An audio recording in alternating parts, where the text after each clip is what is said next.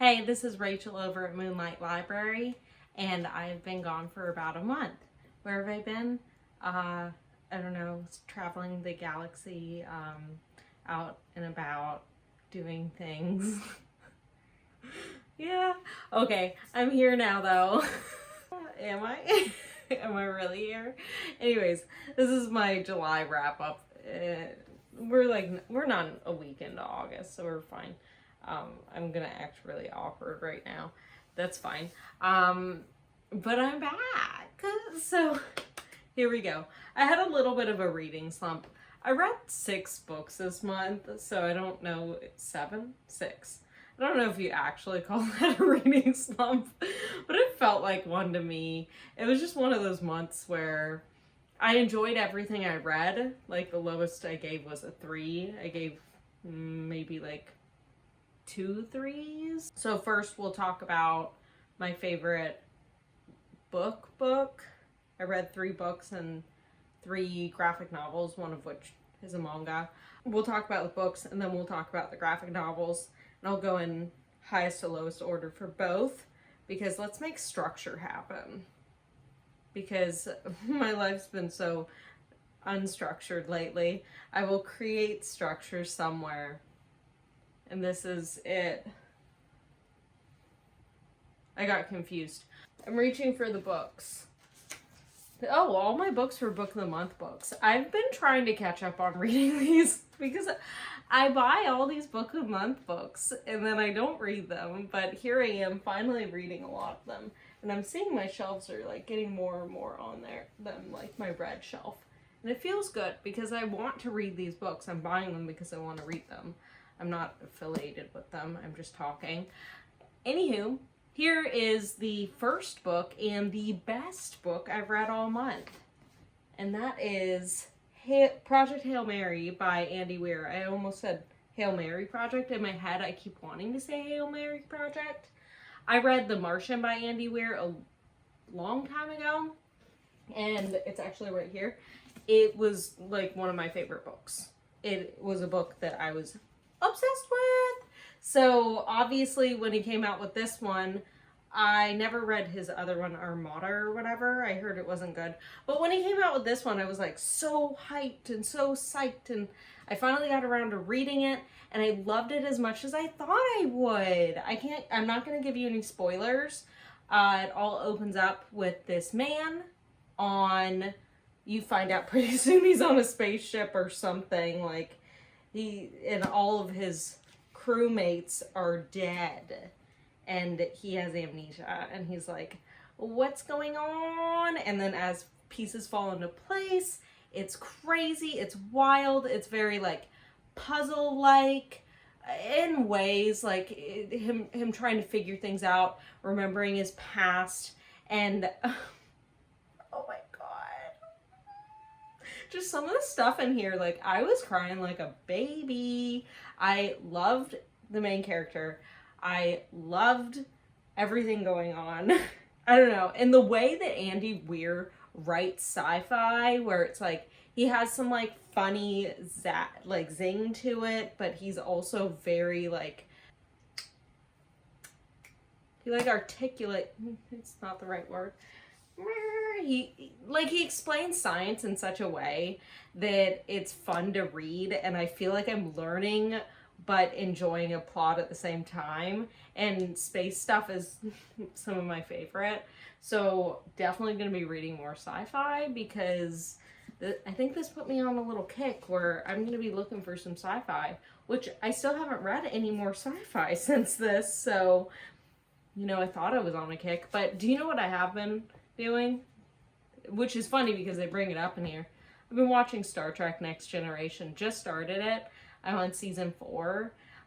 Little tangent. I'm obsessed. So thanks, space. Like, you know, if you love Star Trek, read Andy Weir. I don't know. It doesn't really go together, but in ways it does. In ways. Okay. Loved it. 5 stars. Recommend to everyone who likes sci-fi. Or if you don't like sci-fi. Like, this book has an amazing Goodreads score for a reason. It's got like a 4.5 4.5 or 4.6. Like, it is high up there. It's like right next to Way of Kings, which has a phenomenal Goodreads score. Like, this book, oh my god, usually they start kind of tanking, but everyone loves it. And there's a reason. My thoughts. I feel like I want to kiss it a lot. I love you. Anywho, we'll put that there for now. Okay, my number 4-star book. It's actually the second book, second out of 6, but it's the one I gave 4 stars to. I don't know why I didn't give it 5 stars. It's Piranesi by Susanna Clarke. And I love this book. It's also got like that labyrinth feel. It's fantasy. It's weird. It's about this person who is in this like labyrinth like place with tons of rooms. It's very hard to explain this. And there are definitely some things that can be given away in trying to explain the plot in general. So we're just gonna go with that. It's interesting. I love the way that things unfold. Maybe it's I don't think it's the ending. You know, the whole book kind of surprised me as well. Like, I was kind of like, wait a second, what? I mean, I saw certain things, kind of, but at the same time, it's like, it's what you think at a point, but it's not what you think, kind of. Get what I mean? When I look at it, I say, I love this book. I enjoyed this book. I had a pleasure reading this book. But I don't believe I'm going to, at the end of the year, come back and say, this was one of my favorite books I've read. Or like in 5 years, be like, Piranesi, like, oh my gosh, like, you know. Like, I'll probably think about Project Hail Mary. I still think about it every once in a while. I still relate things to it. But I don't think I'm going to come back to this book and just be like, keep thinking about it. And that's what a 5-star book is. Thinking about it. So I do recommend it. I think it's a very enjoyable read. I've been happy to be reading more sci-fi and fantasy. Like, I want more of that in my life. I don't know what's going on with my life, but obviously. Third book got 3 stars. And that is One Last Stop by Casey McQuiston. This is kind of speculative romance, sapphic. You know, I read Casey McQuiston's other book, Red, White, and Royal Blue. It's right here. I don't know. Can you see that? Yeah. Okay. Who am I asking? Anyways, I read Red, White, and Royal Blue. I really enjoyed it. I had read like probably half of it and then stopped and then came back to it.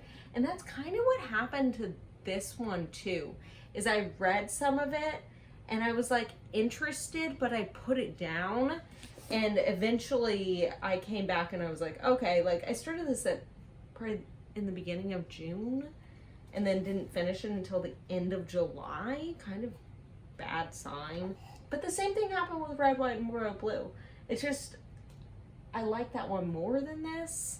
This one had such a strong start and you're so invested, and then it's just like, I think I just stopped really caring, and also I didn't really care about the romance aspect, and there wasn't really, like, I didn't feel it. I wasn't like, yes, okay, I see this romance. I was just kind of like, okay, this seems kind of like weirdly situational, and like, and there was like this mystery element that was like kind of like, here you go, here's a mystery, and you're like, oh, there's a mystery, and you're trying to follow it, and then you're like, does it even matter? Like, they stop talking about it for a while, and then it comes up again, and you're like, oh yeah, there was a mystery, I forgot about the mystery.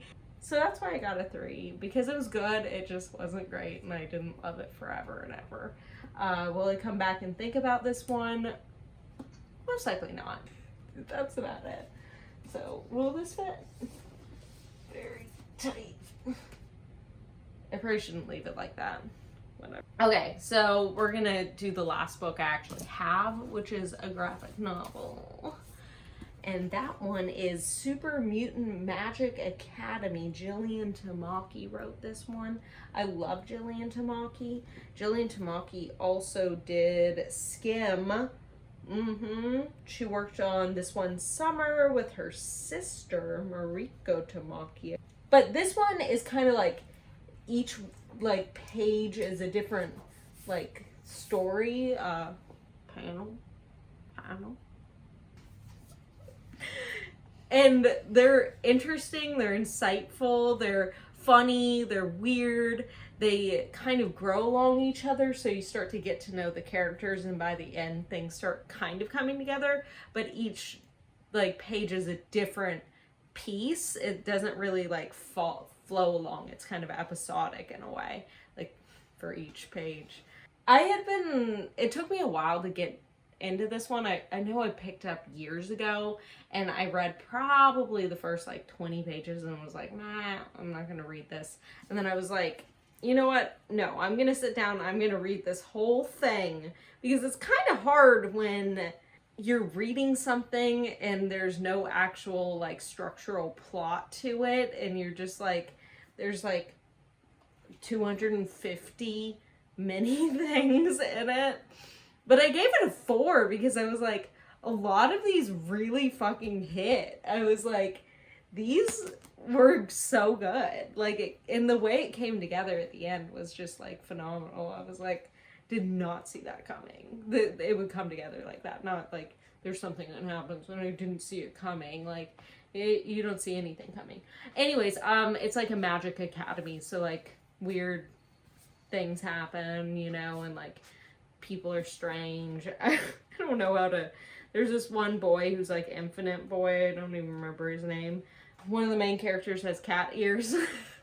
That's Infinite Boy or whatever his name is. Yeah. There you go. I wrote down the other ones so I can remember what they're called. So the next graphic novel I read was Genderqueer by Maia Kobabe? Kobabe. So this one's very interesting. Maia, it's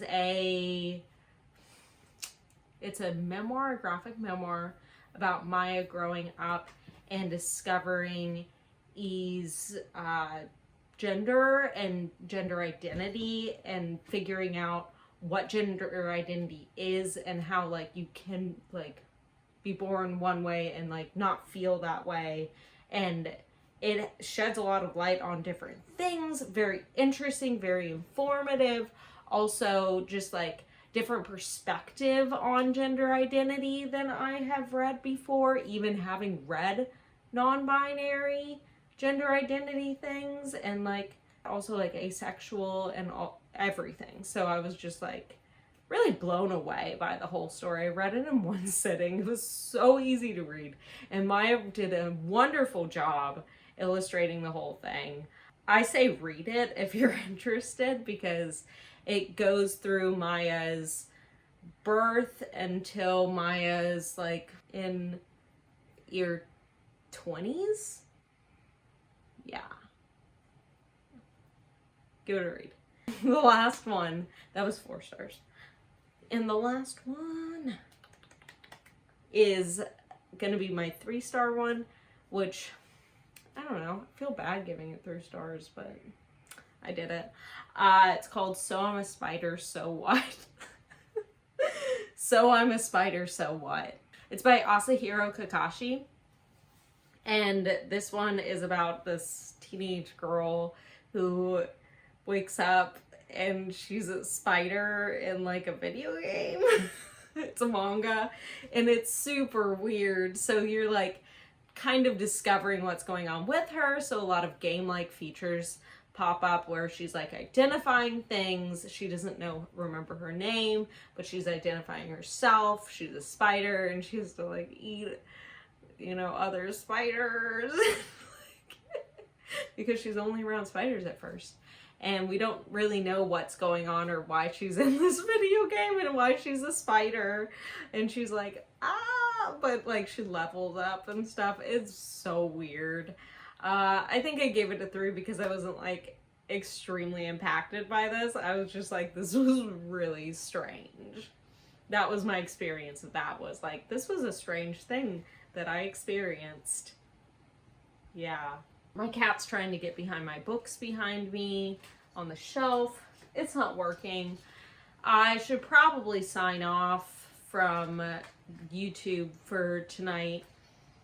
I'll probably post this someday. Someday. No, someday. Sure. Okay. Thanks for joining me for me finally being on BookTube. You know, I filmed a video last week and I said the same thing, that I was gonna post it, but I'll post that one next week, maybe. If I post this one. Okay, bye.